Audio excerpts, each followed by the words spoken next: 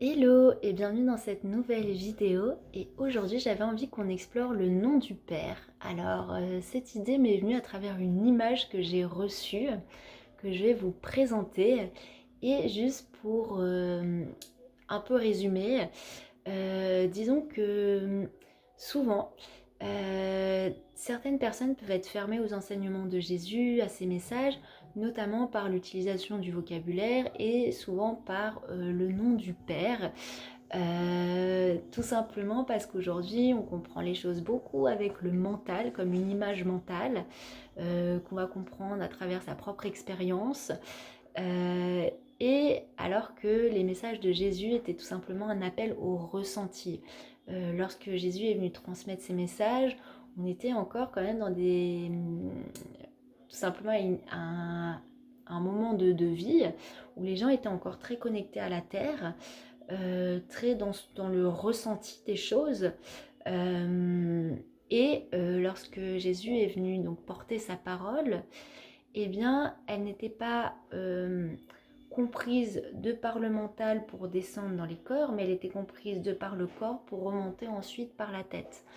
Ce qui fait que quand il utilisait le nom du Père pour expliquer bien, la dynamique de Dieu, eh bien, les gens le ressentaient dans leur cellule. C'était un ressenti et non pas une image mentale. Sauf qu'aujourd'hui, avec le temps, notamment en France, eh bien, les gens se sont coupés du corps et du coup, quand on va parler des enseignements de Jésus, pour de nombreuses personnes, ils vont les comprendre avec la tête et ils vont pas faire descendre ces ressentis tout simplement dans le corps. Ce qui fait que quand on va parler du nom du Père, eh bien, les gens vont rester bloqués dans une image mentale d'un Père autoritaire et extérieur. Et d'autant plus aujourd'hui dans une société qui remet en cause le patriarcat, la place de l'homme, l'autorité de l'homme, ça peut faire tout un amalgame qui fait qu'on va rejeter les enseignements de Jésus, trouver ça un petit peu trop passé, alors qu'en fait ce sont des enseignements universels et d'autant plus essentiels actuellement. Et j'avais envie tout simplement qu'on se réconcilie avec le nom du Père et comprendre qu'est-ce que ça traduit au-delà de cette fameuse image qui peut peser sur l'inconscient collectif. Et pour ça, je vous ai fait un petit dessin. Donc, lorsque Jésus parle, donc dans de nombreuses paroles, il utilise le nom du Père. Donc déjà, Jésus, on va très vite détricoter. Lorsque je parle de Jésus, bien sûr, je ne fais pas référence à la religion catholique qui a pris en otage Jésus pour sa propre religion. Je parle vraiment de Jésus, des messages qu'il est venu au-delà de toute frontière de religion, au-delà de la religion catholique, de ses dogmes, mais vraiment Jésus en tant que messager pour l'humanité, et non pas pour une religion uniquement. Donc souvent Jésus, par exemple, parlait de que le Père soit glorifié dans le Fils, de demander au Père en mon nom Jésus-Christ. Par exemple, il disait « Nul ne vient au Père que par moi ». Où je suis sorti du Père et je suis venu dans le monde, je quitte le monde et je vais au Père. J'espère que j'ai bien traduit celle-ci.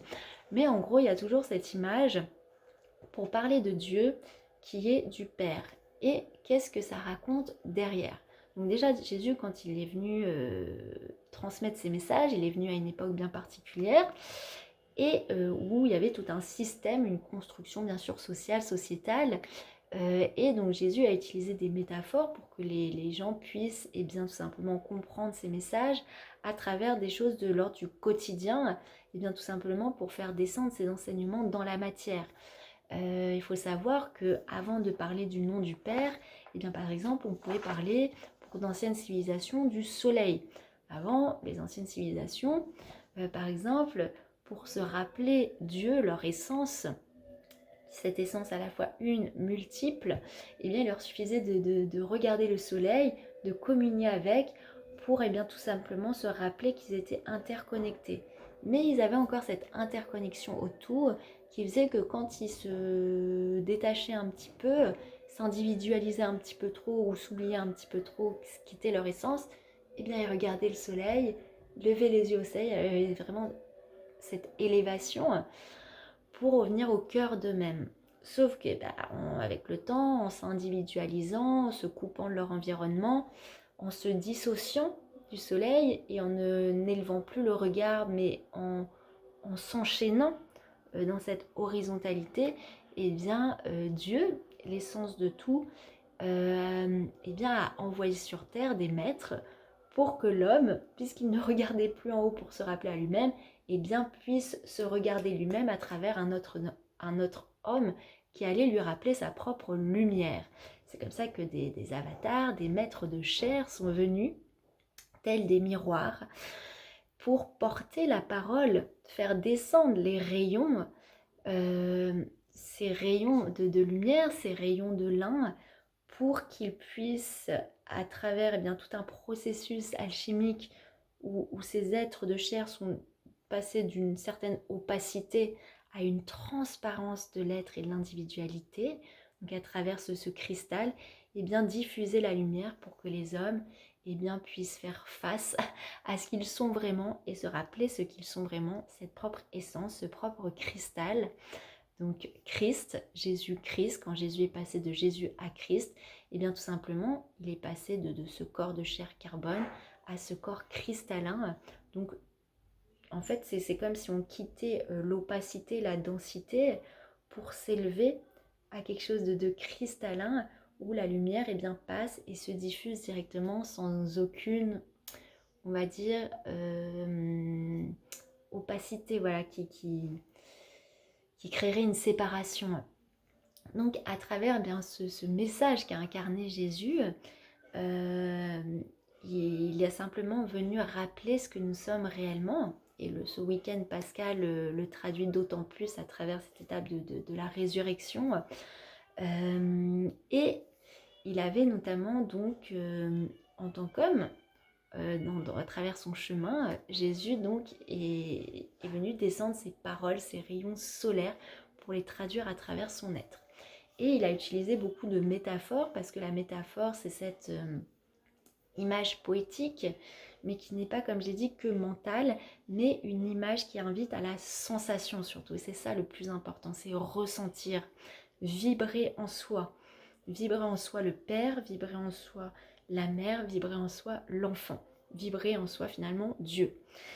Et lorsqu'il va s'adresser aux gens de son époque, à ce moment-là, on est encore dans une société très patriarcale, où le patriarche, c'est celui qui tient le foyer. La mère, donc, elle s'occupe de l'intérieur du foyer, s'occupe de l'enfant.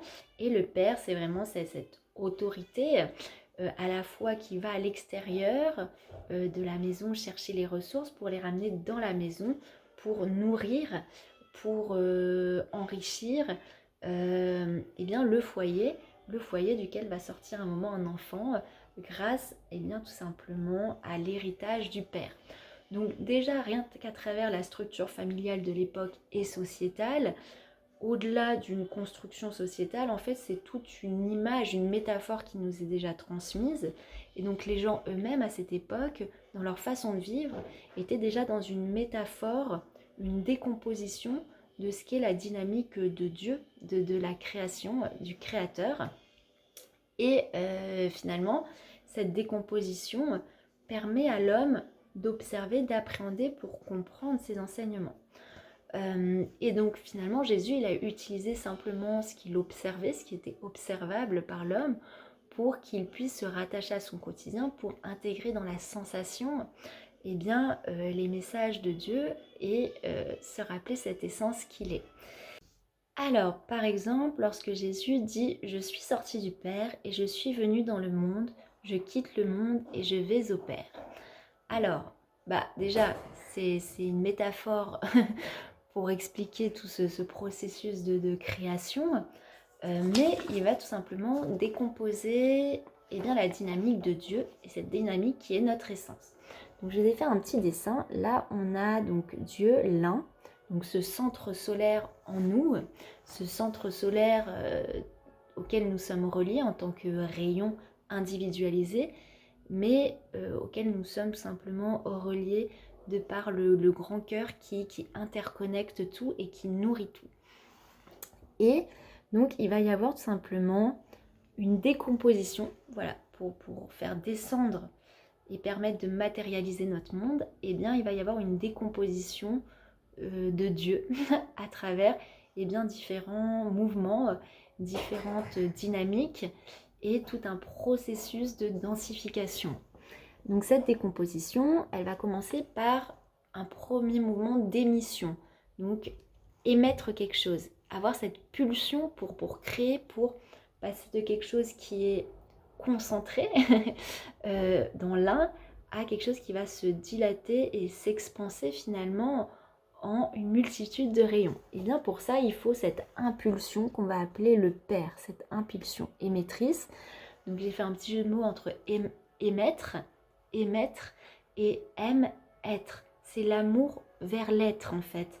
C'est vraiment cette dynamique qui va permettre d'extérioriser. Vous voyez? Et qui va créer, donc c'est vraiment cette première dynamique. C'est pour ça qu'on place le père au-dessus, mais finalement c'est qu'une image en tant qu'homme qu'on a pour comprendre les choses, pour appréhender les choses. Là, quand je suis en train de vous décomposer cette dynamique, c'est depuis mon point de vue d'homme. Depuis le point de vue du centre de l'un, ça n'a plus aucune réalité, ce que je suis en train d'exprimer. C'est juste en tant qu'homme pour mieux intégrer et comprendre pourquoi ces mots-là ont été utilisés. Donc il y a vraiment cette décomposition, d'abord de la dynamique du père, donc émettrice, vraiment voilà, ce jet de vie, si je puis dire, qui va descendre un peu plus dans la densité, donc à travers une première image qui est le soleil. Donc c'est vraiment le reflet de cette dynamique du père à une échelle plus micro, on va dire, plus visible. Et ensuite on va descendre dans la densification. Donc c'est toujours Dieu en fait qui se décompose et qui se densifie de plus en plus à travers tout simplement la matrice, donc la mère, le corps terrestre, la mère, cette dimension du féminin.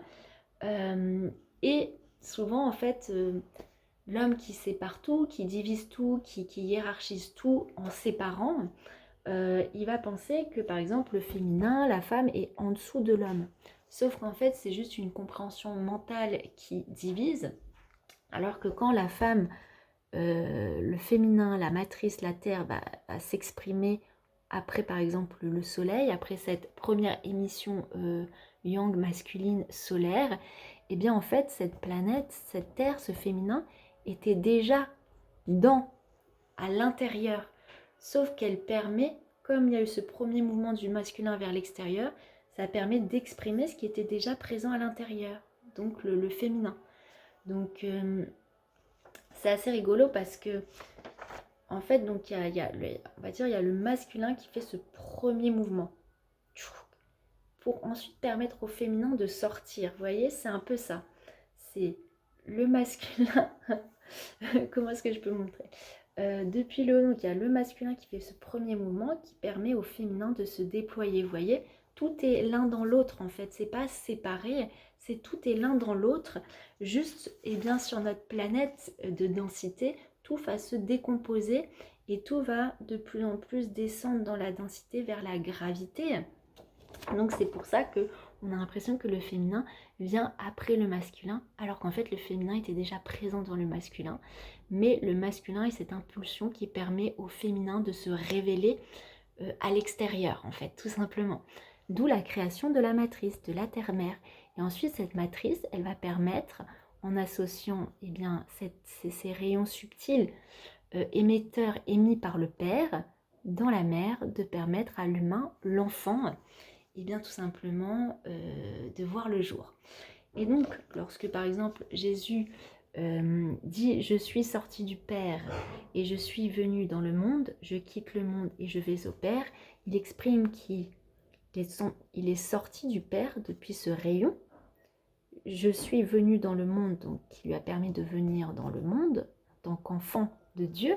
C'est pour ça qu'il disait « Je suis le Fils de Dieu ». Mais c'est parce qu'il avait cette conscience qu'on avait pour filiation non pas uniquement à nos parents terrestres, mais qu'on avait pour filiation, et bien tout simplement l'énergie, cette essence d'amour qui va au-delà de toute dimension physique, et bien tout simplement qu'on était relié à ça. Donc quand il disait je suis le fils de Dieu, et bien c'est pour nous rappeler que nous sommes tous les fils et filles de Dieu, et que finalement notre vraie filiation c'est celle-ci, et que nos parents de chair, et bien tout simplement ils incarnent à une échelle plus terrestre cette dynamique-là.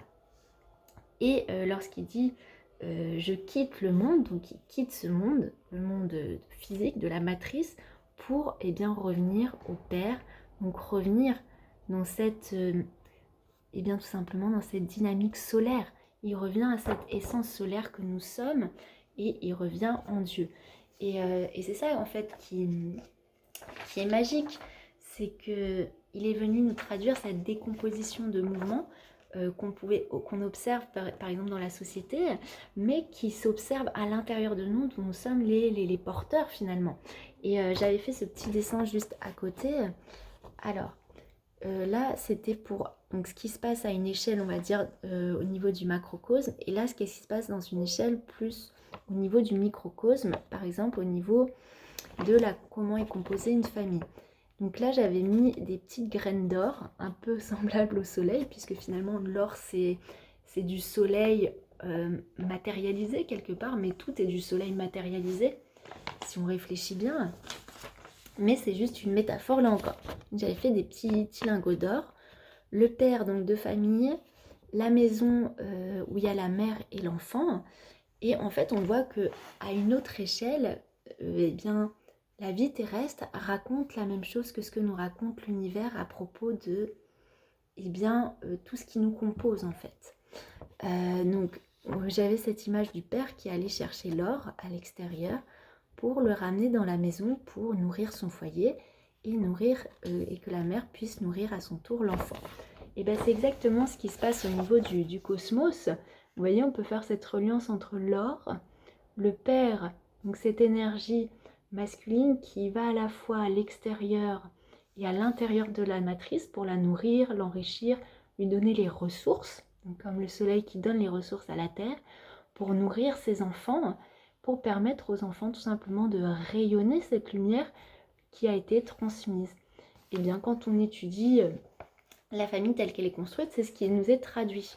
Mais voilà, c'est toujours en fait des métaphores auxquelles nous sommes confrontés, des métaphores que nous sommes invités à ressentir depuis la chair, depuis nos cellules, et non pas à emprisonner dans le mental, à emprisonner finalement dans des dogmes, à emprisonner finalement dans des limitations. Vous voyez, on enferme. Et lorsque Jésus nous parle du Père, il nous parle finalement de cette dynamique-là. Ensuite, il va nous parler de la mère, de l'enfant. Et quand il va parler de l'enfant, c'est tout simplement le fruit de la création, le fruit que nous sommes. Et toute cette dynamique qui est racontée, eh bien, nous en sommes nous-mêmes les porteurs à travers les créateurs que nous sommes. Eh bien, chaque jour, nous sommes dans cette inspiration du Père, dans cette inspiration, cette émission électrique qui se passe à l'intérieur de nous pour émettre une idée déjà à l'intérieur. Donc on réceptionne une idée qu'on va traduire par exemple, je sais pas, par une idée. Donc c'est vraiment cette dynamique-là. Et cette idée, on va la faire entrer en gestation à l'intérieur de nous à travers ce corps, cette matrice, pour pouvoir, à travers toute cette réception, cette gestation, après utiliser encore cette impulsion du Père solaire pour offrir au monde nos créations, nos idées, tels des enfants en fait, des enfants porteurs de cette lumière qui est venue de bien plus haut. Et nous-mêmes en fait chaque jour on fait l'expérience d'être à la fois le Père, à la fois la mère et l'enfant, et ça se traduit à travers tout simplement ce qu'on crée, et ce qu'on crée à la fois artistiquement, mais à la fois dans la vie de tous les jours. Ça peut être une recette de cuisine, comme ça peut être plein de choses. L'idée de faire ses courses par exemple, et se réconcilier avec le nom du Père, c'est se réconcilier avec un ressenti et le cadeau de ressentir que nous sommes eh bien nous-mêmes, ce Père pour nous-mêmes, nous sommes nous-mêmes connectés à cette capacité d'aller chercher les ressources, d'aller chercher cet or à l'intérieur pour nourrir notre matrice, notre corps, notre féminin, pour pouvoir bien allier les deux, pour pouvoir créer nous-mêmes ces enfants, ces cristals dans la matière, vous voyez. C'est ça qui est incroyable. Et c'est pour ça que c'est d'autant plus important aujourd'hui de se réconcilier avec cette notion de père et de ne pas diaboliser comme peut le faire actuellement notre société à travers toute cette remise en question de la place de l'homme, du patriarcat, parce que du coup on pourrait faire un gros amalgame et rejeter le nom du père, alors que ce nom du père, eh bien c'est un ressenti, c'est vraiment un portail énergétique pour ressentir eh bien cette dynamique émettrice. Parce que si on se coupe du nom du père uniquement, si on enlève cette étape, si on se coupe du nom du père pour uniquement se relier à la mère, et bien c'est comme si on enlevait cette étape et qu'on séparait finalement. Et qu'est-ce qui va nourrir la terre finalement?